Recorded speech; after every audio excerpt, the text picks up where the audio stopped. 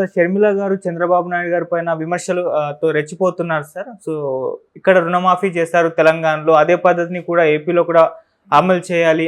ఏపీలో కూడా రుణమాఫీ చేయాలని చెప్పేసి అంటున్నారు. ఈ విధంగా ఎందుకు షర్మిల గారు ఈ స్థాయిలో రెచ్చిపోతున్నారు చంద్రబాబు నాయుడు గారి పైన? మీరేం చెప్తారు సార్ దీని గురించి? అంటే షర్మిలకి ఒక ప్రాబ్లం ఏంటంటే జగన్ మీద మాత్రమే ఫోకస్ చేస్తే ఆమెకి మైలేజ్ రాదు. రెండోది కాంగ్రెస్ ప్రధానంగా తన ఎనిమిగా ఎన్డీఏని చూస్తుంది దేశవ్యాప్తంగా. జగన్ని కాంగ్రెస్ ఎనిమిగా చూడదు. ఎందుకంటే అక్కడ జగన్ అనేవాడు అతి దారుణంగా ఓడిపోయి 11 సీట్లకు పరిమితం అయిపోయి అతను డిఫెన్స్లోకి వెళ్ళిపోవాల్సిన పరిస్థితి వచ్చేసింది జగన్కి. మళ్ళీ నువ్వు జగన్ అటాక్ చేయడం వల్ల ప్రజల్లోనూ విచిత్రంగా అనిపిస్తుంది. కేంద్ర కాంగ్రెస్ కూడా ఆమెను ఖచ్చితంగా మందలించే అవకాశం ఉంటుంది. అందువల్ల ఆమె ఎన్డీఏ ప్రభుత్వం, అక్కడ ఉన్నది డబుల్ ఇంజన్ సర్కార్. అంటే కేంద్రంలోనూ ఎన్డీఏ ప్రభుత్వం ఉంది, ఇక్కడ ఎన్డీఏ ప్రభుత్వం ఉంది. పైగా ఎన్డీఏలో ప్రధాన భాగస్వామిగా చంద్రబాబు ఉన్నాడు. మోడీ తర్వాత అతిపెద్ద పార్టీ ఎవరిది? తెలుగుదేశమే. కాబట్టి బీజేపీ తర్వాత ఎన్డీఏలో. అందువల్ల తెలుగుదేశం అంటే ఎన్డీఏ ప్రభుత్వాన్ని అటాక్ చేయకపోతే షర్మిలకు ఇటు ప్రజల్లోనూ మద్దతు రాదు, ఇటు కాంగ్రెస్ పార్టీ అధిష్టానం కూడా ఇబ్బంది వ్యక్తం చేసే అవకాశం ఉంది. అందుకని ఆమెకి ఇష్టమున్నా లేకపోయినా వ్యక్తిగతంగా అనివార్యంగా చంద్రబాబు విధానాలను విమర్శించాల్సిన అవసరం ఉంది. అయితే ఆమెను మనం కానీ గమనిస్తే ప్రతిదీ చంద్రబాబును విమర్శించే ప్రతి సందర్భంలోనూ జగన్ ఫెయిల్యూర్స్ని చెప్పకుండా ఆమె ఎప్పుడు విమర్శించట్లేదు ఇప్పటి వరకు చూస్తే. రీసెంట్గా ఆమె చంద్రబాబుని విమర్శిస్తూ ఒక పోస్ట్ పెట్టడం, మాట్లాడడం జరిగింది. అదేంటంటే రుణమాఫీ చేయమని. ఎందుకంటే 15 ఏళ్లకు ముందు కాంగ్రెస్ దేశవ్యాప్తంగా రుణమాఫీ చేసింది. తర్వాత రేవంత్ రెడ్డి 15 ఏళ్ల తర్వాత చాలా సాహసోపేతంగా ఇక్కడ రుణమాఫీ 1 లక్ష వరకు రైతులకు అప్పుని మాఫీ చేశారు. దాదాపు 6,098 కోట్లు ఇప్పటికీ రైతు అకౌంట్లలో పడ్డాయి. ఇది చాలా రెవల్యూషనరీ చర్య.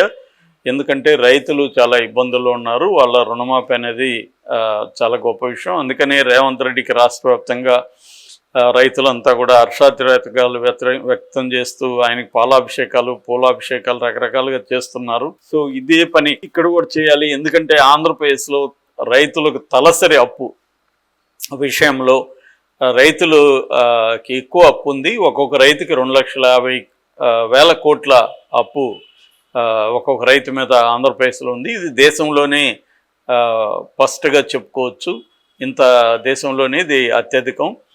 కాబట్టి ఇక్కడ రైతులకి రుణమాఫీ చేయాల్సిన అవసరం ఉంది అని చెప్పింది. ఆమె చెప్పిన దాంట్లో ఏమీ తప్పు లేదు. ఖచ్చితంగా రైతులకి రుణమాఫీ అవసరమే, నిజమైన పేద రైతులకి అవసరం. గతంలో కూడా చంద్రబాబు రుణమాఫీ ఇస్తానని చెప్పి ఇవ్వలేదు, హామీ నెరవేర్చలేదనే విమర్శ ఆయన మీద ఉంది.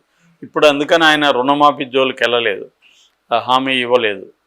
ఓన్లీ ఏంటంటే ఆయన రైతులకి అంతకుముందు జగన్ 13,000 ఇస్తుంటే తాను 20,000 ఇస్తానని చెప్పాడు. అది కూడా ఇంకా ఇవ్వలేదు.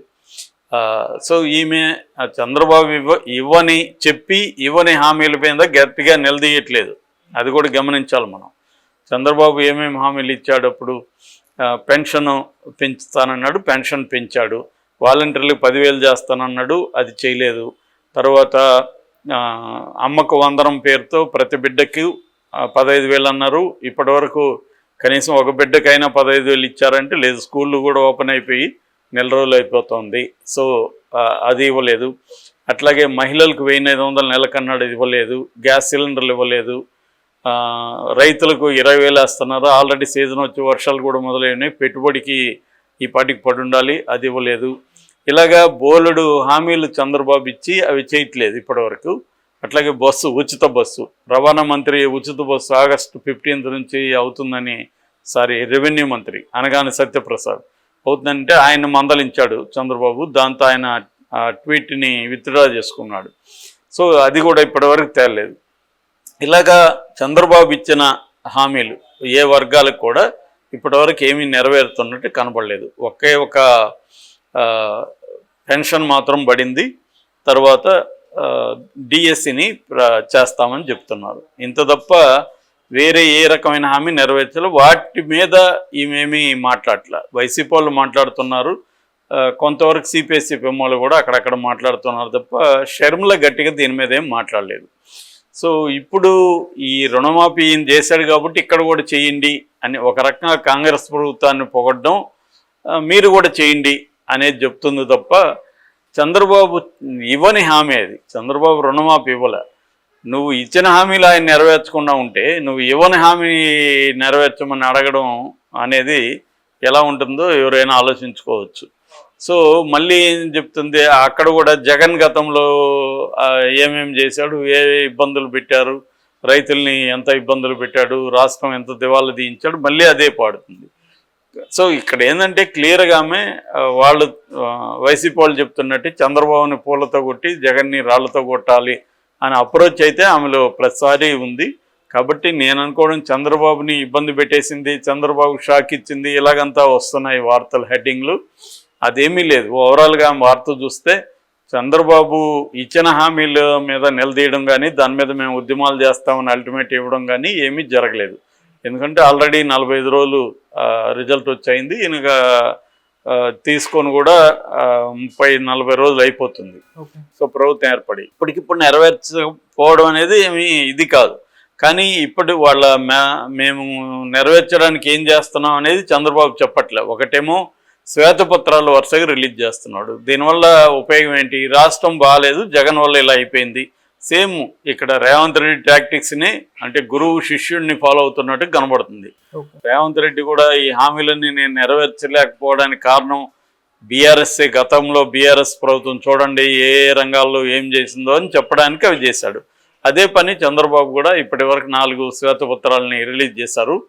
సో ఒక్కొక్క రంగాన్ని జగన్ ఎట్లా నాశనం చేశాడు అన్నాడు. దాంతో వాళ్ళు రివర్స్లో అన్ని రాంగ్ స్టాటిస్టిక్స్ డేటా ఇస్తున్నారని వాళ్ళు చేస్తున్నారు. ఇవి జరుగుతాయి మామూలుగానే.